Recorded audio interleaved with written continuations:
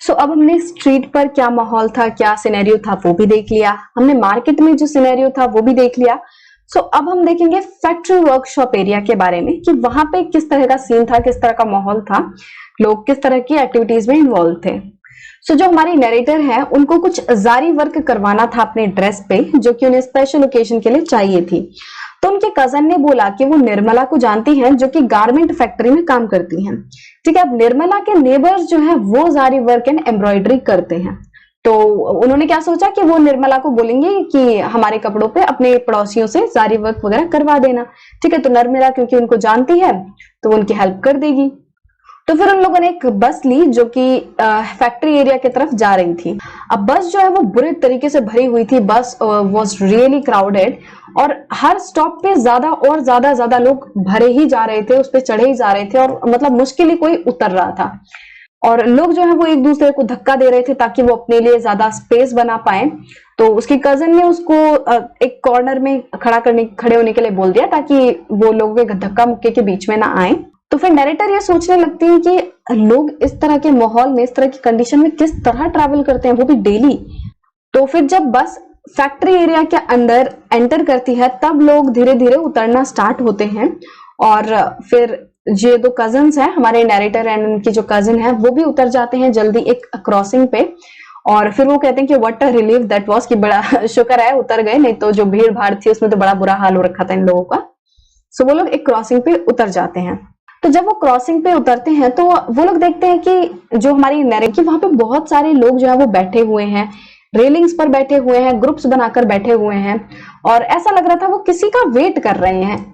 और कुछ लोग पास ही में अपने स्कूटर्स, अपने बाइक्स पे खड़े होकर उन लोगों से बात भी कर रहे थे। तो आप लोग सोचोगे कि अगर ऐसा लग रहा था किसी का वेट कर रहे हैं इतने सारे लोग, हाँ, तो वो लोग वेट कर रहे थे किसी का, मतलब कि वो ऐसा नहीं कि उनके घर से कोई आने वाला था उनको लेने के लिए। अब उनके कजन बताती हैं कि ये जो क्रॉसिंग है ये एक लेबर चौक है, इसको लेबर चौक बुलाते हैं। तो जैसा कि नाम से ही पता चल रहा होगा आपको, लेबर चौक, चौक मतलब तो चौराहा होता है जब पे नहीं, नॉर्मली चौक, और लेबर मतलब कि जो मजदूर होते हैं। तो यहाँ पे होता क्या है कि ये जो डेली वेज लेबरर्स हैं जो बैठे हुए हैं, ये डेली वेज लेबरर्स हैं। तो ये लोग यहाँ पे आके बैठ जाते हैं क्रॉसिंग पर, और जिनको भी लेबरर्स की जरूरत होती है काम करवाने के लिए वो लोग यहाँ क्रॉसिंग्स पे आते हैं और इन लोगों से बातचीत करते हैं, अपना रेट वेट फाइनल करते हैं और उसके बाद ये लोग यहाँ से लेबरर को अपने साथ ले जाते हैं काम करवाने के लिए। और इसके आगे आप नोटिस करोगे तो डेली लिखा है, डेली वेज लेबरर्स। तो ये क्या होता है कि इनका काम जो है वो डेली बेसिस पर होता है। ये ऐसा नहीं है कि इनकी नौकरी लग गई तो भाई परमानेंट लगी गई, ऐसा नहीं होता कि इन्हें डेली कोई अगर इनको लेने आएगा, अगर किसी को मजदूरों की जरूरत होगी तो इन्हें काम मिल जाएगा। और जिस दिन काम मिलता है उसी दिन इनको पैसे मिलते हैं। डेली का सिस्टम होता है, काम किया और पैसे लिए, तो वो सिस्टम होता है, इनका कोई परमानेंट सिस्टम नहीं होता। तो इसलिए इनको डेली वेज लेबरर्स कहा जाता है। तो ये लोग जो है ये मैसॉन्स को हेल्प करते हैं, उनके हेल्पर्स की तरह काम करते हैं। ये लोग कंस्ट्रक्शन साइट्स पे काम करते हैं, कंस्ट्रक्शन साइट्स पे डिग करते हैं। ये लोग जो भारी भारी माल होता है, लोड्स होते हैं, उनको उठाते हैं, ट्रक्स को अनलोड करते हैं। जो मार्केट में ट्रक्स आए होते हैं सामान भरे हुए, उनको अनलोड करते हैं, पाइपलाइंस वगैरह खोदते हैं, टेलीफोन केबल्स की लाइन खोदते हैं और ये लोग रोड्स भी बनाने में हेल्प करते हैं। तो ये जो पूरी सिटी है इसमें thousands of such casual workers रहते हैं। ठीक है, यहाँ पे मतलब हजारों की तादाद में ऐसे कैजुअल वर्कर हैं।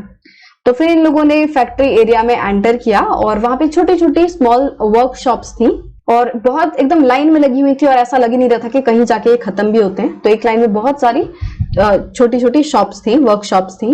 तो वो लोग एक सेक्शन में देखते हैं कि स्मॉल रूम में लोग स्विंग मशीन पर काम कर रहे हैं, जो कपड़े सिलने वाली मशीन होती है उस पर काम कर रहे हैं और जहां पे जो कपड़े हैं उनको सिला जा रहा है।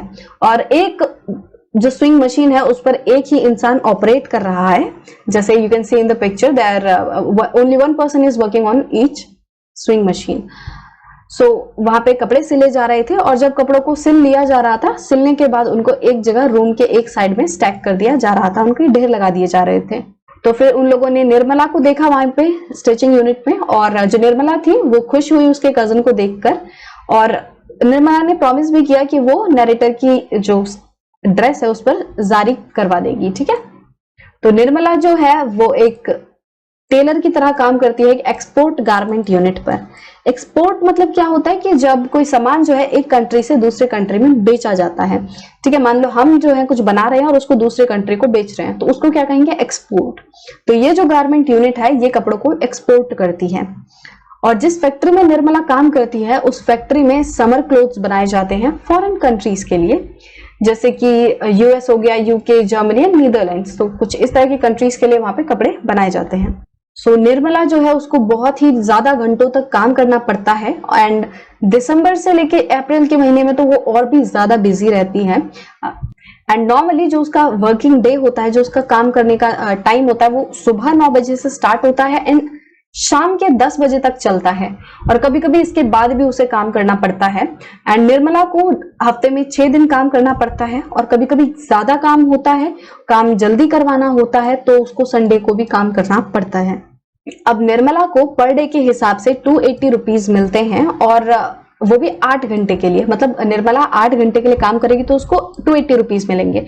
और फिर उसके बाद हर एक एक्स्ट्रा आवर के लिए उसको हर एक आवर के लिए नहीं, मतलब जब वो 8 आवर्स से ज्यादा जो भी काम करेगी उसके लिए उसको 100 रुपीज मिलते हैं, ठीक है। तो डेली के हिसाब से 8 घंटे का उसको मिलता है 280 रुपीज, और जब वो एक्स्ट्रा काम करती है तो उसको मिलता है 100 रुपए। By June the work is over and the factory reduces its staff. जून तक क्या होता है, काम जो है उनका हो जाता है। मतलब अब गर्मियों के कपड़े वो लोग बना रहे हैं, तो वो सर्दी वाले मौसम में जल्दी जल्दी सारे कपड़े बना लेते हैं गर्मियों के, ताकि उन्हें गर्मियों के मौसम में आसानी से बेचा जा सके, क्योंकि डिमांड उस टाइम बढ़ जाएगी।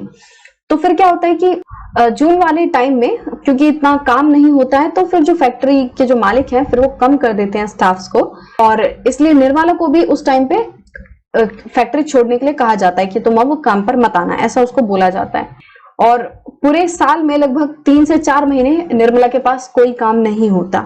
तो आप निर्मला की कंडीशन देखो, डेली वो 12 से भी ज्यादा घंटों तक काम करती है, उसको बहुत ज्यादा घंटों तक काम करना पड़ता है। कभी कभी संडे को भी काम करना पड़ता है, फिर भी उसको कितना मिलता है, सिर्फ 280 रुपीज, ठीक है, डेली के हिसाब से। और इस उनकी भी जो जॉब है, निर्मला की भी जो जॉब है, वो भी परमानेंट नहीं है। ऐसा नहीं है कि वो फैक्ट्री में हमेशा उसको काम मिलेगा ही मिलेगा। काम ज्यादा होता है तो उनको बुला लिया जाता है, काम नहीं होता तो उनको निकाल दिया जाता है, और 3 से 4 महीने उनको जॉबलेस रहना पड़ता है, या फिर कहीं और काम ढूंढना पड़ता है। तो इस तरह की दिक्कतें सबको देखनी पड़ती हैं। तो ज्यादातर वर्कर्स, जो कि निर्मला के जैसे जो वर्कर्स हैं, उनको कैजुअल बेसिस पर एम्प्लॉय किया जाता है। मतलब कि इनको तभी बुलाया जाता है काम पे जब इनकी जरूरत होती है। When the employer needs them, तभी इनको बुलाया जाता है।